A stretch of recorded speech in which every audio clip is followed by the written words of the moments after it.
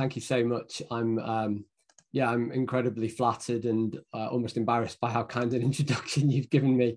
I'm delighted to speak here, both being invited by the ICMS, but also the organisers of the conference, which is a conference which is in my own research area in mathematics of diffusive systems. I work quite a lot in that area, as well as trying to do a bit of public engagement. So thank you for the invitation to speak. So I'll get on with the talk. I've got about 40 minutes, I think, and I'll try and answer questions. If you do have questions, put them in the chat.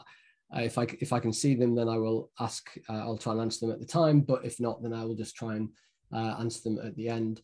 The reason why the cover of my book is the first slide of mine, apart from being a shameless plug for the book, it's also because there's a chapter in the last chapter, which at least in the American edition is called How to Stop an Epidemic. So a lot of the material that I'm going to tell you about today is covered in more detail in the book if you want to get a little bit more information about how mathematics and biology interface when we're tackling epidemics. So in terms of the talk today, my hope is to break it down into two parts. So firstly, looking at mathematical epidemiology, some of the basics in the background there of how we actually go about modeling epidemics or pandemics. And then I'll tell you a little bit about what I've been doing in terms of communicating mathematics during the pandemic and how important I think that is. So firstly, about mathematical epidemiology. Back in February, March 2019, when it became very clear that this SARS-CoV-2, the COVID-19 pandemic was not going to go away, there was a call to action for mathematicians, and I decided to knock up this cartoon because this is how it felt in the mathematical community at the time. It felt like we had been training for this, doing lots of dry runs for a long time. We've been teaching this to our students. We'd been developing theory, and now was the time that mathematical biologists needed to come to the fore and to put in their contribution to help do something and have an impact on the world. And so that's what I think many of my colleagues amazingly have stepped forward and done. So I want to tell you about sort of models that they actually use. So one of the models is, well, the most basic model probably is called an SIR model. So we take a population that we're interested in and we break it into three different compartments. We put the people in these three different compartments. S is for susceptible. So that's people who haven't had the disease yet and are susceptible to getting it. I is for infected. So people who have the disease and can pass it on. And R is for removed. So these are people who, this is sort of a euphemistic term sometimes for people who have recovered with immunity or people, unfortunately, who have died, but either way, don't contribute to the transmission dynamics anymore. So the way the model works is that you get a person who's infected, that's in red here, and they meet up with someone who is susceptible in green, and they might infect that person who's susceptible, and then time passes and maybe the first infected person recovers, but the second infected person goes on to bump into someone who's susceptible and infects them, and then they recover. And provided each person infects at least one other person during their infectious period, then you have this unbroken chain of transmission and the epidemic will grow. So this model has been used to represent real diseases, although it's a very basic model. This is a classic infectious case curve that you see from an SIR model. So the dots here are real data on a norovirus outbreak in Belgium. The horizontal axis is showing the time progressing in days, and the vertical axis is the number of cases increasing and then decreasing. And this is the classic sort of curve that you see from an epidemic. You get an increase initially, often exponential increase, and then it slows down as people get infected, as people get immunity, or perhaps as people get on top of the epidemic, and then it decreases. So this has been used to model real diseases. Also, this is an outbreak of swine fever in the Netherlands. This is not swine flu, the 2009 flu pandemic that we had. This is swine fever, which actually affects real pigs. And again, on the horizontal axis, we've got time, but on the vertical axis, we've got the number of herds that are infected. And again, the fit isn't perfect between the data and the green crosses and the actual curve, but it's quite good. You can see how it at least captures this initial increase and then decrease afterwards in this example. So this is an example of an SIR model at play, the most basic model we have. But there are lots of ways in which we can improve these models. So for example, there are lots of complications with diseases, lots of facets which make diseases much more complicated than you're either susceptible, infected, or removed. You could be exposed, for example. So that's people who have got the disease but are not yet infectious. So we know, for example, with COVID, that there is a period of time after getting infected that you will not be able to pass on the disease, or at least the virus is at low enough numbers that it makes it very unlikely that you will pass on the disease. So we can incorporate this, what's called exposed class, for people who have the disease but can't yet pass it on. And that makes a big difference to disease dynamics and how the disease spreads in the population. Another thing we can add in is a carrier class. So these are people who are infectious but don't show any symptoms. So again, with COVID, we know that there is about a half day on average period before people start to show symptoms when they can pass on the disease. So these are called pre-symptomatic people. Before they start to pass the disease, start to show symptoms, they can pass the disease on. There are also people who are completely asymptomatic. So we think of probably about a third of the people who get COVID probably don't show symptoms at all, but can still pass the disease on. So probably the most famous example of someone who was a carrier was Typhoid Mary. She was a domestic assistant back in the early 1900s in America. She sailed over from Ireland to America, and she had typhus, but she didn't know it. She had no symptoms. So she worked as a cook in several households, up to 8 households, I think. And one by one, these households started to get infectious cases. And unfortunately, they didn't figure it out with the first few households, but eventually they figured out that she was the link between them. And even though she wasn't showing symptoms, she was still infecting other people and actually causing members of those families to die. So she was quarantined involuntarily. She really didn't like it. And eventually they said, well, you can go out, but you're not allowed to work as a cook anymore. You have to do something that isn't going to put you in close contact with people and be able to infect them. But that was her skill set. And so eventually, unmonitored, she went back to being a cook and infected more people.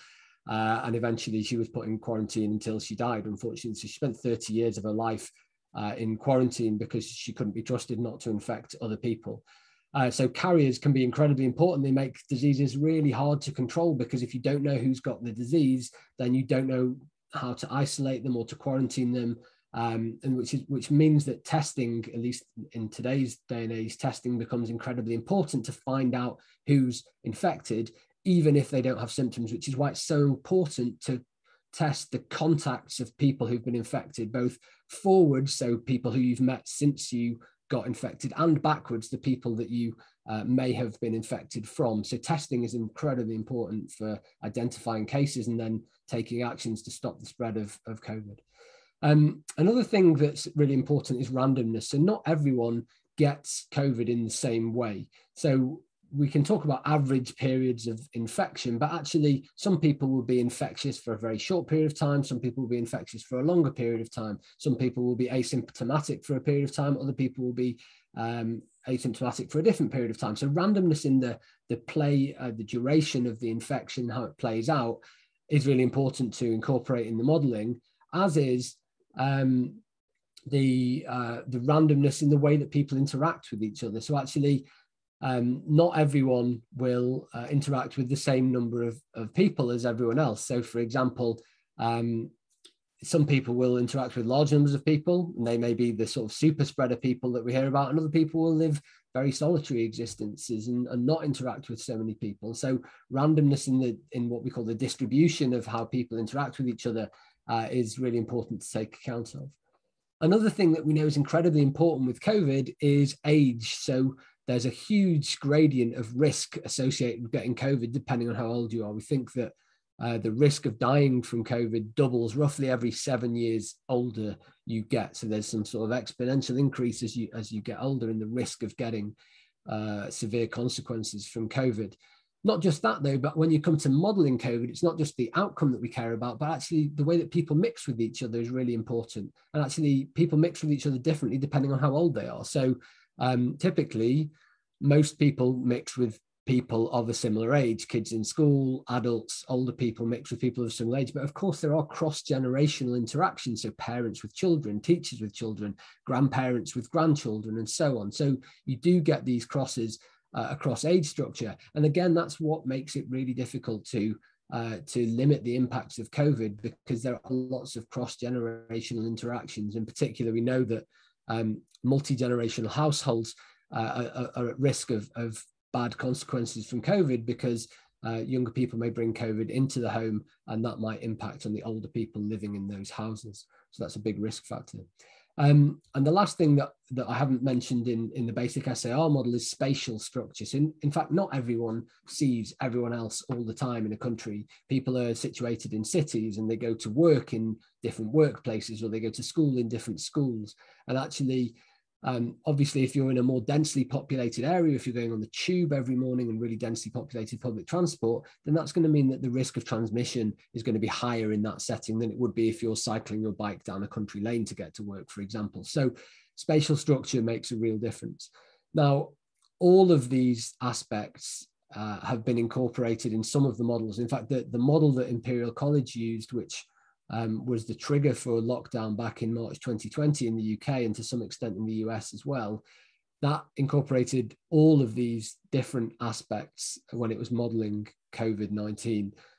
So for spatial structure, for example, people would go out to work, or they would come back, or they would go to school, or they would come back, or they would spend time at home. And actually mixing in those different environments is really important to take account of. So those models were incorporating all of these aspects in their modeling. So one other thing that comes out of some of the more basic models is this thing called the basic reproduction number, R0. So you probably will have heard of the reproduction number R on the news. It was at least on the news for the first 12 months of the pandemic. It's less reported now. But it basically tells you how many people you would expect a single infectious person to pass the disease onto during the course of their outbreak. That's R. And this subscript 0 for R0 or R0 just means it's the value of the reproduction number at the start of the epidemic, when everyone is susceptible. So in an entirely susceptible population, how many person would the first infectious person that gets off the plane, for example, who's infected, how many people would they pass the disease onto on average? So here's my person who's infected in red. They go about their business during the course of their infectious period. Maybe they don't realize they're infectious. They bump into 20 other people, these green people, and the first part of their infectious period, they infect 2. And in the second part of their infectious period, they infect 2 more. And that means that their reproduction number, therefore, is 4. Their basic reproduction number is 4. So again, this is an average quantity across a whole population. So you can't really talk about it on an individual basis, because again, we have these different ways in which people interact with each other. So more gregarious people will tend to infect more people, but this is supposed to be an average quantity across the population. And it helps us to understand how transmissible the disease is, how easy to control it's going to be. So what can we do with this basic reproduction number? Well, one thing we can do is calculate what's called the final epidemic size, which is to say, if we didn't do anything to control the pandemic, what proportion of the population would get infected and what proportion would stay uninfected at the end. And that's this S infinity here is the number of people that would stay susceptible at the end. So S is for susceptible, and infinity here just means for a very, at the end of the epidemic, after we've waited for a very long time to see what happens. So here's a number of different, so here's the formula first that you can use to calculate this. Don't worry about it. I'm not going to ask you to calculate it at all. I'm going to show you the calculations for a number of different diseases. So here's a number of different diseases on the left here: Ebola, SARS, COVID-19, smallpox, polio, and measles. And here's the estimated basic reproduction numbers of these diseases. What would happen if we didn't do anything? How many people would get infected? Well, Ebola has a relatively low basic reproduction number of about 1.5, despite the fact that it's a very scary disease because it has a high infection fatality rate. So a large number of people who get the disease will die. It actually has a relatively low basic reproduction number. And what that means is that actually we'll end up with only about 60% of the population getting infected. Now, of course, if the infection fatality rate is awful, it's really high, then that's not great news. But there's a trade-off between infection fatality rate and how and the basic reproduction number. And it can be that diseases with a bigger basic reproduction number, which go on and infect more people, can be more dangerous than diseases with a higher infection fatality rate, i.e. what proportion of people who get the disease end up dying, because they just infect more people at the end. So SARS, the original SARS virus, which has a reproduction number estimated between 2 and 5, that will leave between 20 and as low as 0.7% of the population uninfected.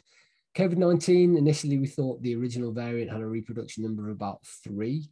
It's probably with Delta more like 6 now, but that would leave only 6% of the population uninfected. Smallpox would leave, with a reproduction number of 4, would leave only 2% of the population uninfected if we didn't do anything to mitigate its spread. Polio would be as low as 0.25%, and then measles would be almost no one. Measles is probably the most communicable human-to-human disease that we know of. It has a reproduction number of between 12 and 18, and effectively, if you don't take mitigations to stop the spread of measles, fortunately we have very effective vaccines against measles, then basically everyone ends up getting infected.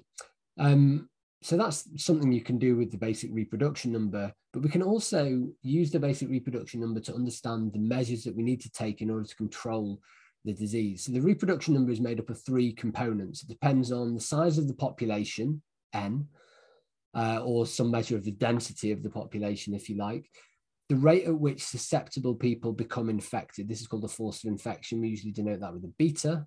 And the rate of recovery or death from the disease, we call that gamma. So the bigger the population, or the higher the density of the population, the easier it's going to be for people to bump into each other and to transmit the disease to each other. So that's why we get N on the top of this formula for R0. The bigger N is, the bigger the basic reproduction number is.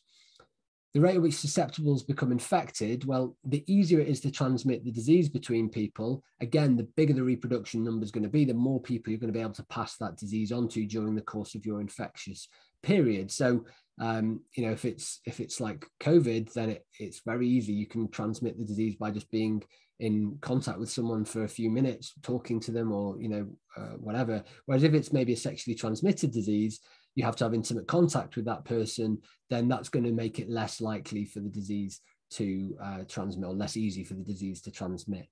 Similarly, the recovery rate, gamma, so the faster you recover from the disease, the less opportunities you have, or the fewer opportunities you have to pass the disease on to other people. So gamma ends up going on the bottom of this equation. The bigger gamma is, the faster you recover, the less opportunity you have to pass the disease on. So understanding how these 3 things play into the likelihood of transmission means you can take measures to try to reduce the reproduction number so that it becomes below 1 and the disease starts to die out. So what measures could we actually take to reduce the reproduction number? How can we actually affect these 3 parameters that go into this basic reproduction number? Well, back in 2001 in the UK, we had the foot and mouth crisis, and one measure that was used actively to control the spread of the disease was culling.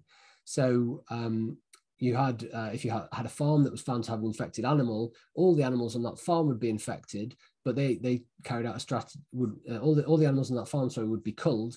And the strategy was then, it was called ring culling, that you would actually also cull all the animals in a 3-kilometer radius of the infected farm. Now, culling infected animals effectively reduces their infectious period. It increases their rate of recovery or removal from the disease. Certainly they don't recover, but they're removed from the population. They can no longer pass on the disease to other animals. So that's why culling works for infected individuals. But why were they culling uninfected individuals as well? That sort of seems counterintuitive. They don't have the disease, so they can't pass it on. Well, actually, that reduces the number of opportunities for the disease to pass between different people. It effectively reduces the size of your N, or the local density of individuals. It makes it harder for the disease to pass on, which is why culling uninfected individuals was a strategy that was carried out. Now, arguably, culling is unethical for animal diseases. Certainly, it's unethical for human diseases. So we can't use this strategy, but there are other strategies, fortunately, that we can use. And one of those that was employed incredibly effectively when we were trying to wipe out smallpox was quarantine or isolation. So these 2 words have slightly different meanings. Quarantining is typically keeping people isolated who we don't know have the disease, but maybe we suspect they have it, whereas isolation is keeping people who have, for example, tested positive in isolation so that they can't spread the disease on. So they're slightly subtly different, but the point is that we're keeping people away from the rest of society while we figure out whether they've got the disease or while they are infectious. So this works for 2 reasons. We are effectively taking people immediately from the infectious class straight into the recovered class. So we're increasing their rate of recovery because they don't have a chance to meet up with other people. Equivalently, you can think of it as reducing the number of people that can be infected, or the effective force of infection for those people if quarantine or isolation is not entirely perfect. So as I said, in Yugoslavia, when we were trying to wipe out smallpox back in the 70s, they employed hotel quarantine of tens of thousands of people to try and eradicate the last smallpox outbreak in Europe, and they put people under armed guard. And I used to tell that story as a sort of, wow, isn't it shocking how extreme the measures we have to go to wipe out a disease are. But obviously over the last couple of years, we have all understood the sort of levels of extreme measures that we need to go to try and wipe a disease out, or at least to bring it under control to some degree.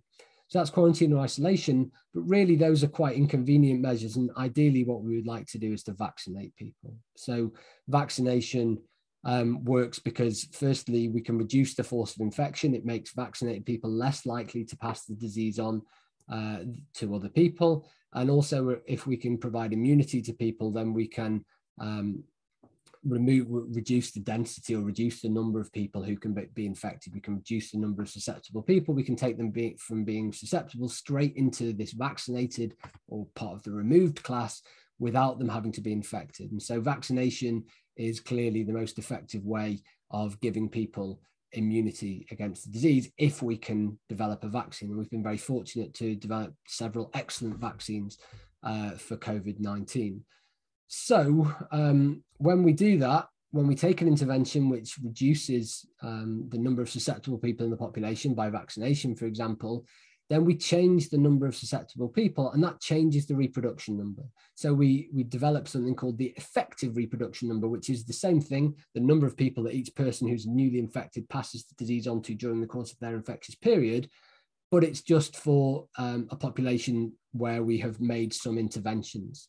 So now I vaccinated half of my 20 people, and this time when my infectious person goes on their weekly business being infected, they infect 2 people in the first part of their walk of their week, but this time in the second part, the 2 people they would have infected are now vaccinated. So actually by vaccinating half the population, we reduced the effective reproduction number from 4, that was the basic reproduction number, down to 2. Okay, so we've halved the reproduction number, which is going to slow the spread of the disease, which is really good news.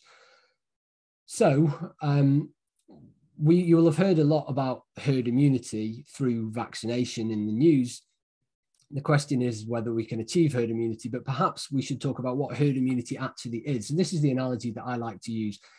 If you go out into the world and disease is at high levels of incidence, as we have in the UK at the moment, it's like going out into the rain. It's likely that you're going to potentially get wet. Okay, so what you can do to avoid getting wet is to wear a raincoat, and that's the equivalent of getting a vaccine. A vaccine can help you to avoid getting infected, and as a raincoat can help you to avoid you getting wet. But raincoats aren't perfect, right? You're still going to get some splashes around your legs, perhaps from the water, or you're going to walk in a puddle or something like that. So actually what would be better than having a raincoat would be to have a massive, great big umbrella, because that would keep the rain well away from you as you're walking around. But actually you can't just go out and buy a massive, great big umbrella, right? They're too expensive to you to buy individually, but the shop is running an offer where enough of you buy a raincoat, then they give you a massive, great big umbrella for free. And that is herd immunity. So enough of you get vaccinated, then we can bring the reproduction number below 1, which means the disease will die out, which means that we can keep people safe from the disease who can't necessarily be vaccinated. So people who are too young or have compromised immune systems, or for different vaccines, it might be people that are pregnant, although these vaccines for COVID seem to be safe for people who are pregnant, which is good news, or it might be people that are too frail. Anyway, we can protect people from the disease without everyone necessarily having the vaccine. So that's the way that the analogy works. We can get this benefit from community action if enough people get vaccinated. So the question then is, what's this critical immunization threshold? How many people do I need to vaccinate in a population in order for the disease to start to die out, for the reproduction number to be brought below 1, so that the disease can no longer pass, or at least the average number of infections each new person who gets infected will pass the disease on to is fewer than one other person.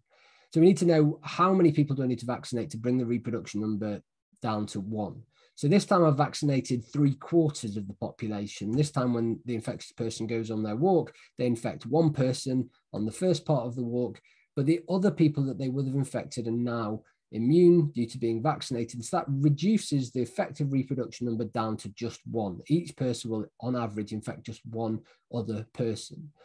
And it's no coincidence that for a disease with a basic reproduction number of 4, like we started out with, that I can only afford to leave 1/4, so 1/4 of the population immune. That means unvaccinated, susceptible, that I have to vaccinate the remaining 3/4 of the population to bring the reproduction number down. So the formula that you need for the critical immunization threshold, or the herd immunity threshold, is this. It's just 1 minus 1 divided by the basic reproduction number.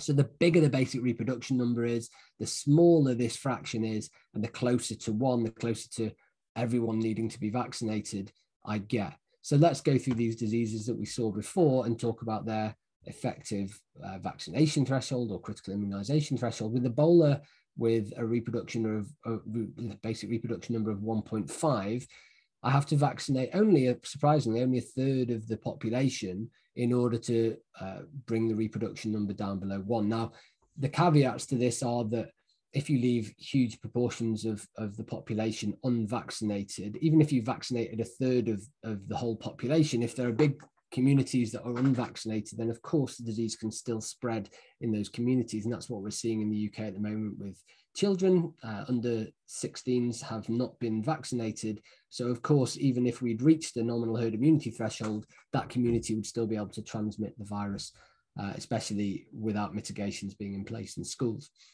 With SARS, reproduction number between 2 and 5, then you need to vaccinate between 50 and 80% of the population.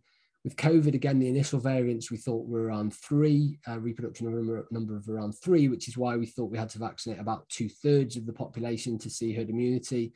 Now with Delta, it's probably around 6, which means we need to vaccinate more like 83% of the population. And then this is assuming perfectly effective vaccines. And we know that vaccines that we have are not 100% effective against transmission. So actually, we really need to vaccinate higher proportions than this. With smallpox, when smallpox was being wiped out, and you should note that smallpox is the only human disease that we have ever managed to wipe out.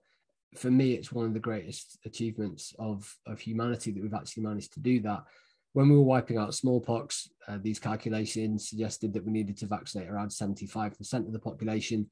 In the end, we decided to go for 80% to try and really stamp it out and give ourselves a bit of a leeway. With polio, again, we're incredibly close to eradicating polio globally.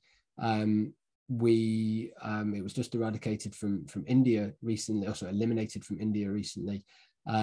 We're close, but unfortunately, COVID-19 has meant a slight reduction in the uptake of vaccines. So there may be a window for polio to get back in, but we would like to eliminate this. But you have to vaccinate a huge proportion of the population in order to eliminate polio from your country. And with measles, which has a reproduction number which is incredibly high, between 12 and 18, then you need to vaccinate between 92 and 95% of the population before you start to see the reproduction number coming below 1.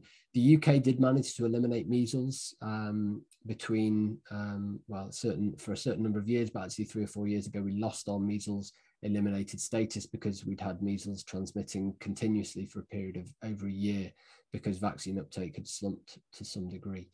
So that's all about the herd immunity threshold. And that's all I wanted to say about mathematical epidemiology. I've probably got another 10 minutes. I just want to tell you a little bit about what I've been doing in terms of communicating mathematics during the pandemic. I've been fortunate enough that I was in a position where I could start straight away to try and communicate mathematics and mathematical biology by writing articles in The Conversation or in the Huffington Post. A few other news outlets have had articles, and I was asked to do a couple of pieces for the radio show More or Less, and then a bit for Panorama.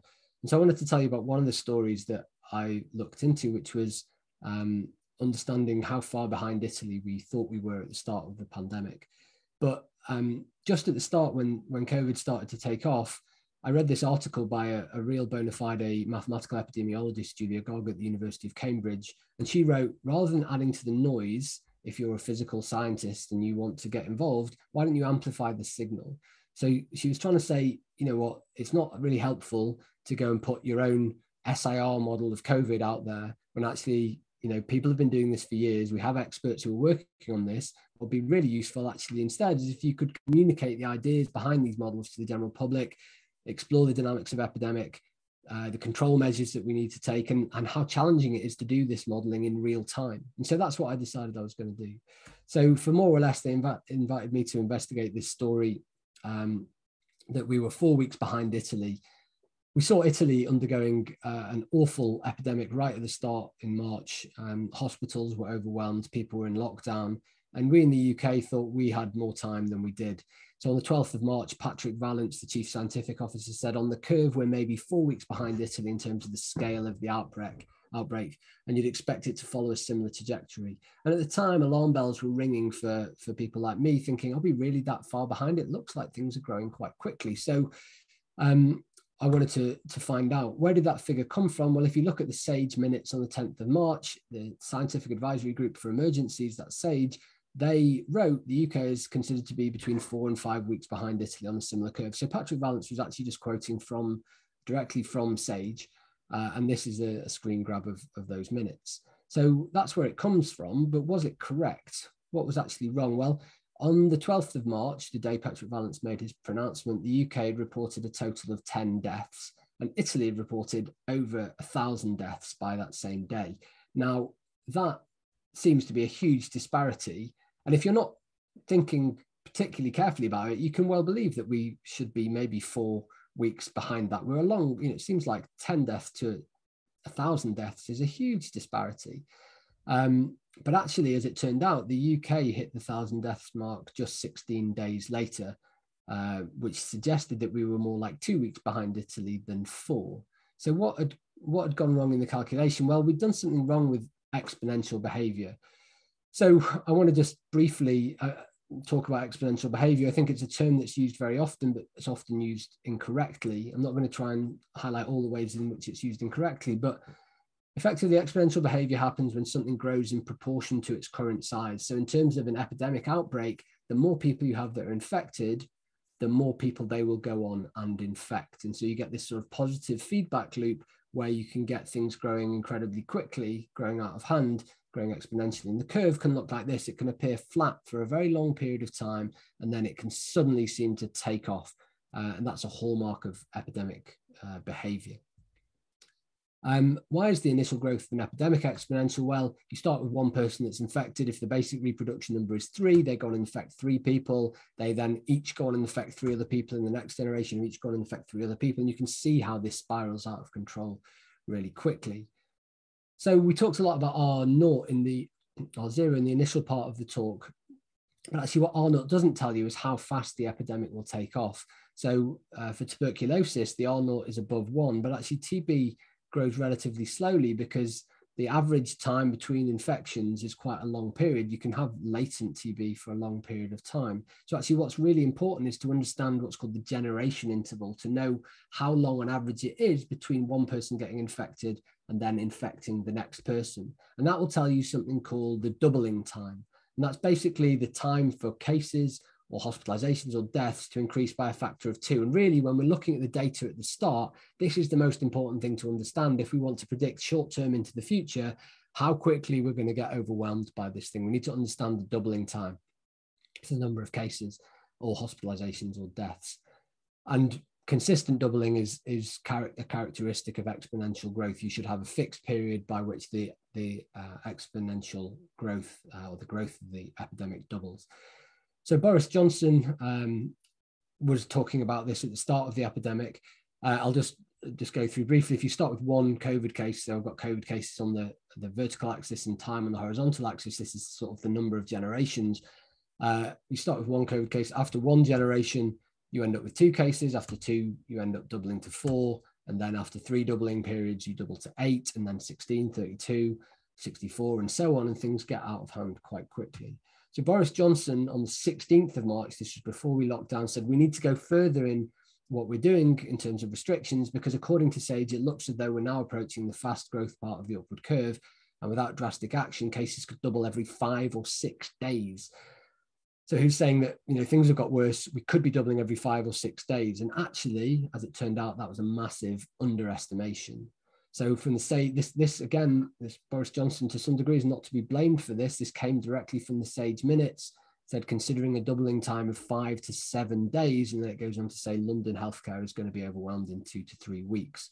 But actually the doubling time was significantly faster than that. So what does the math say about it? Well, we can do a really simple calculation. On the 14th of March, the UK announced 10 new deaths. Italy announced 285 new deaths on that day. 6-day doubling time, if we assumed that, would mean that it would take 29 days for the UK to get from 10 to 285 deaths. So that's about 4 weeks, which is what this 4-week figure that Patrick Vallance was suggesting, that's where this came from. In reality, we hit 260 deaths just 14 days later, just 2 weeks later.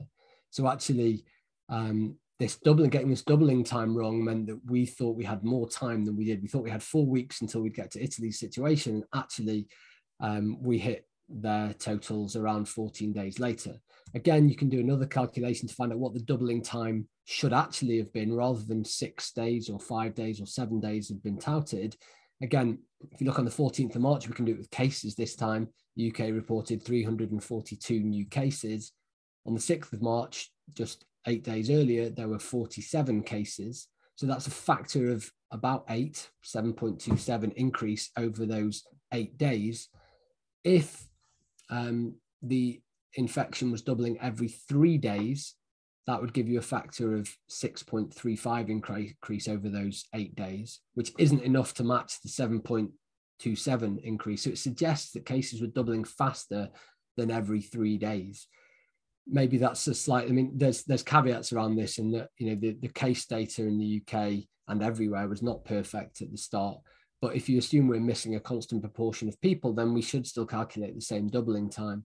But basically, whether you believe it was 3 days or 3.5 days or 2.5 days, it certainly wasn't as high as 5 days or 6 days or 7 days that was being proposed. So actually the consequences of this were pretty serious. We basically ended up thinking we had more time to do things than we did. We played around with a mitigation strategy rather than a suppression strategy. We delayed lockdown, and there are consequences to doing that. If we had locked down just a week earlier, if cases were genuinely doubling every, 3.5 days, that means that you get 2 doubling periods in a week, which means that cases increase by a factor of 4 over that week. So if you lock down just a week earlier, you go into lockdown with a quarter of the cases that you would do locking down a week later. And that roughly translates to a quarter of the deaths. So actually we could have saved 3/4 of the lives we lost in the first wave by locking down just a week earlier, which means we lost tens of thousands of lives by getting this calculation wrong. The other end of the lockdown is actually every week before lockdown, cases were doubling or quadrupling perhaps every week. After lockdown, cases were only halving every 2 weeks, which means that every week before lockdown costs you somewhere between 4 and 8 weeks of lockdown afterwards. So actually every week we failed to lock down early meant we had to stay in lockdown to bring cases back to the equivalent level a lot longer. So these calculations make a real difference to understanding the epidemic. So there are lots of other questions we can ask and answer with mathematics, but again, understanding this, doing this in real time with messy data is not a trivial task. And so these tasks are difficult to do. We can ask, should we have locked down earlier? What difference would that have made? There were suggestions based on the date of deaths peaking, which was around the 8th of April in the first wave, that actually if you just go back 3 weeks from that, which was supposed to be the average time from infection to death, that cases must have been falling before lockdown. But actually it's a much more complicated story than that, because there is a distribution of times from infection to death. There isn't just this 1 3-week period. So actually it's a much more complicated story than that. And actually it's entirely consistent. The mathematics is entirely consistent with lockdown, bringing cases down rather than cases falling before lockdown. Other things like in last summer, we were reporting the value of R and it was fluctuating a lot. But actually, when you've got low numbers of cases, isn't that useful a measure of how much the disease is spreading? We need to look at potentially other measures to understand that. Different countries look at COVID in different ways, and we need to question whether we can compare different countries. Different countries record cases differently, do different amounts of testing, record deaths differently. And so we need to ask how fair is it to compare different countries. And then, of course, we need to ask how we can keep cases as low as possible, what interventions we can do which have the minimum impact on society, but also make sure that we can avoid further lockdowns. So some of the stuff that I've been doing around these sorts of questions you can find on my public engagement page of my website. And of course, you can follow me on Twitter at kit_Yates_maths. So I'll finish with just a few take-home messages to remind you what we said. So this basic reproduction number, probably the most important number in an epidemic overall. It can tell us the degree to which the disease is spreading through a population, how many people will be infected at the end, how many people we need to vaccinate or get immune before the disease might start to die out, and what preventative measures we should be taking in order to bring the spread of the disease down. Actually, interestingly, the math suggests that really simple preventative actions can stop the disease. And if you can control the disease before it gets out of hand, then you can avoid these lockdowns. So simple preventative measures like hand washing for flu, for example, can reduce the reproduction number quite significantly, and that can make the difference between having an outbreak and not having an outbreak. We talked a bit about herd immunity, and it's important because it can protect the most vulnerable people in our society. Herd immunity may be out of reach for COVID, for SARS-CoV-2 with the Delta strain, with the vaccines that we currently have. But that doesn't mean we shouldn't try to vaccinate as many people as possible, because the more people that are vaccinated, the lower the effective reproduction number becomes, and the easier it becomes to control the disease through other maybe non-pharmaceutical interventions. And then finally, I guess the message of the whole talk is that maths has had and will continue to have a really important role when we're understanding this pandemic, and also planning for this pandemic, but also planning for future pandemics and disease outbreaks in the future. So I'll finish there, and I will go straight on to questions if people are, if there are questions there.